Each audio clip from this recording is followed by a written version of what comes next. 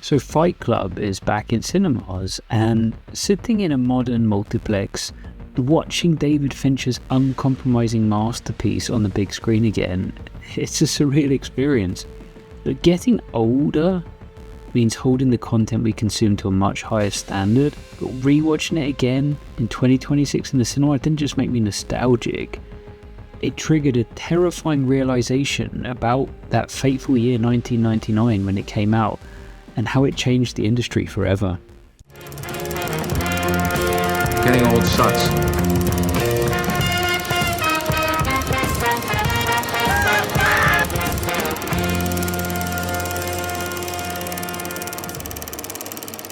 Brad Pitt bleeding in a basement, Keanu Reeves bending bullets, a plastic bag dancing in the wind.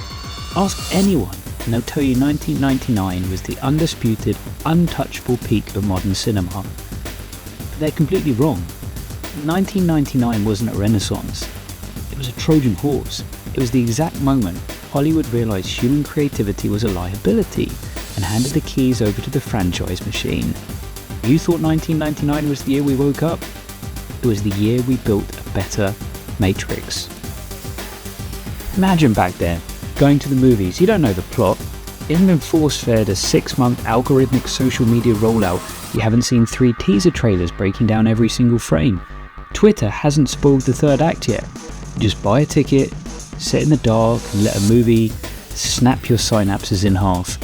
That was me at 15, walking into the opening weekend screening of The Matrix, completely blind. It was the most purely electric cinematic experience of my life. Film historians, critics, hell, exhausted millennials, they will all tell you that 1999 was the undisputed peak of modern cinema. Fight Club, Sixth Sense, Being John Malkovich, Magnolia, Green Mile. It felt like a cultural renaissance. We were getting bold, boundary-pushing, uncompromising masterpieces back to back. But they're all completely wrong. 1999 wasn't the peak of the mountain, it was the edge of the cliff. We thought we were entering a golden age of original storytelling, but in reality, we were taking the red pill. 1999 was the year we woke up from the dream. It was the exact moment the studios learned all the wrong lessons. It was the year Hollywood stopped selling art and started beta testing content. Look at the defining thematic thread of 1999. The Matrix, Fight Club, American Beauty, Office Space. These were movies about deeply numb people trying to break out the sterile, corporate cages of late-state capitalism. They were viciously cynical, anti-establishment masterpieces. But there's a grim irony. We thought these movies were a revolution, but the studios just saw demographic targeting. Warner Brothers and 20th Century Fox realised they could weaponize our own anti-corporate angst and then sell it back to us. The Matrix sold us the idea that we were waking up, but its success, its billion-dollar success across the franchise, just taught the industry how to build a better simulation. It proved that a subversive, philosophical sci-fi film shouldn't be left alone as a complete thought. It must be strip-mined into sequels, video games, merchandise, until the cultural goodwill is entirely dead. It was the precursor to the blank check for endless sequels mentality that gave us Pirates of the Caribbean franchise, Transformers, and the bloated cinematic universe spreadsheet we're currently chained to. While the Wachowskis were building a franchise template, the rest of 1999 was quietly manufacturing the true poison of the modern box office. The Phantom Menace, it didn't just ruin a legacy, it fundamentally altered the definition of what a blockbuster was supposed to be. George Lucas proved to studio executives that a movie doesn't actually have to be critically acclaimed, or even objectively good, to print money. It just needs the right IP, 20-year reservoir of nostalgia. You can trace the entire modern era of lazy legacy sequels directly back to the financial triumph of Episode 1. Lucas also proved you could build entirely digital worlds, and the industry spent the next 2 decades making those worlds look progressively worse, trading tactile, practical filmmaking for soulless, green screen slop. Then you had the gimmicks that swallowed storytelling.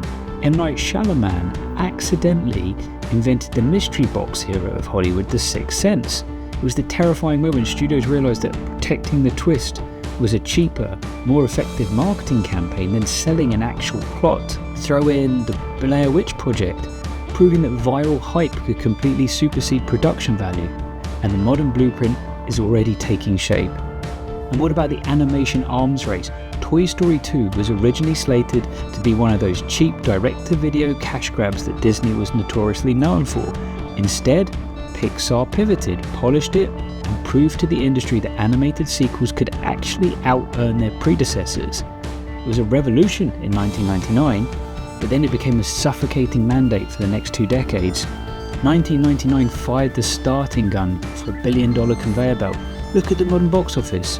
Original animation's fighting for its life. And why bother when you've got Zootopia 2, Inside Out 2, Moana 2? Toy Story 2 didn't just prove that an animated sequel could be a masterpiece, it accidentally taught executives that audiences will happily accept an IP safety blanket over a new idea every single time. But perhaps the most insidious legacy of 1999 wasn't what happened on screen, but what happened behind closed doors. For decades, the Oscars, for all their faults, were generally viewed as a mediocrity. Then came the 1999 Academy Awards. Steven Spielberg's Saving Private Ryan, a monumental, era-defining cinematic achievement, lost Best Picture to Shakespeare in Love. It wasn't just an upset, it was a hostile takeover. Harvey Weinstein and Miramax proved that a smaller studio could bully its way to Best Picture, not by having the better film, but by inventing the modern Oscar campaign. They weaponized prestige. They spent millions on aggressive political-style lobbying, whisper campaigns, and relentless talent junkets. 1999 was the year the Academy Awards stopped being a celebration of an art form and mutated into a multi-million-dollar political arms race. It taught the industry that you don't actually need to make the best movie of the year, you just need to buy the best narrative.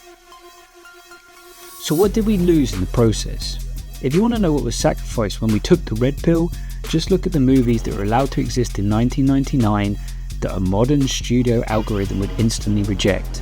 Look at the auteur blank checks. Paul Thomas Anderson followed up Boogie Nights with Magnolia, a 3-hour, emotionally devastating epic where frogs literally rain from the sky. Spike Jonze and Charlie Kaufman gave us Being John Malkovich. Imagine pitching that today. It's a movie where people pay $200 to crawl through a muddy tunnel into a character actor's brain. A modern studio executive would have a panic attack before you finish the sentence.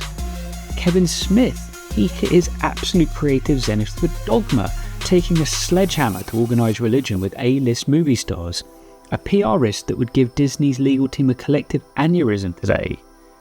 We look back at the sheer audacity of 1999 and think, wow, studio executives used to be so brave. They weren't brave, they were just rich. 1999 was the exact moment the DVD market exploded. That's the missing piece of the puzzle. The reason a major studio would fund these massive swings is because the physical media safety net was virtually bulletproof. If a movie flopped in theatres, DVD sales would bail them out. The studios had the artistic risk tolerance of the 70s, backed by the endless cash flow of the 90s. The second physical media died, that safety net evaporated. Without guaranteed DVD money, the kind of mid-budget adult-driven masterpiece was marked for death. But the death of the adult drama wasn't a tragic accident, it was a calculated assassination.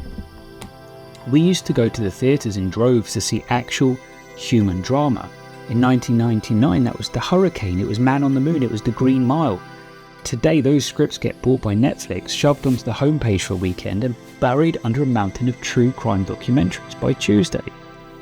When the physical media safety net vanished, the streaming platforms swooped in to pick the bones clean. But they didn't save the adult drama, they lobotomized it. The algorithm doesn't care about a meticulously crafted 3-act structure, it cares about a thumbnail. Data dictates we need names over plot. In 1999, an A-lister like Brad Pitt was a tool, a charismatic Trojan Horse used by a director to get an uncompromising fever dream like Fight Club financed by a major studio. Today, the A-lister is the entire pitch. You put 3 massive movie stars in front of a green screen, feed a machine a prompt for action comedy banter, and call it a day. The script is an afterthought, is an expensive, frictionless filler between the moments the stars look directly into the camera and wink at the audience. Because the algorithm demands engagement, it inherently punishes risk. We've entirely traded the brave for the obvious. 1999 gave us movies that respected our intelligence. We were expected to sit in the dark, pay attention and grapple with ambiguity. Modern streaming executives are completely terrified of ambiguity. Every choice must be obvious, every theme must be explicitly stated by a character in the first 10 minutes. We didn't just lose the movies of 1999, we lost the industry's respect for the people watching them. Look, the truth is 1999 was a luxury. It was the absolute zenith of the pre-9/11 world. 2 years later the towers fell and the culture violently rejected that cynicism. The doors slammed shut on the era of the messy, uncompromising cinematic anti-hero, and the age of the serialized franchise savior began. 1999 was a Trojan Horse. It showed Hollywood the ultimate blueprint. Milk the IP, exploit nostalgia and market the gimmick. But in 1999 the people pulling the levers were still human. Harvey Weinstein, for all his monstrous realities, was a human placing bets. Executives were trusting their gut instincts, but human instinct is messy, it's chaotic, and it sometimes accidentally funds art instead of commerce. So what does $1 billion industry do when it figures out the perfect financial formula but realizes human creativity is a liability? It removes the humans, decides to stop taking risks entirely, and it builds a machine to read the spreadsheet instead. And if you think the bloated superhero franchise era is an insult to cinema, wait for part 2 when you see what happens when the algorithm literally takes the wheel. Would you like to know more?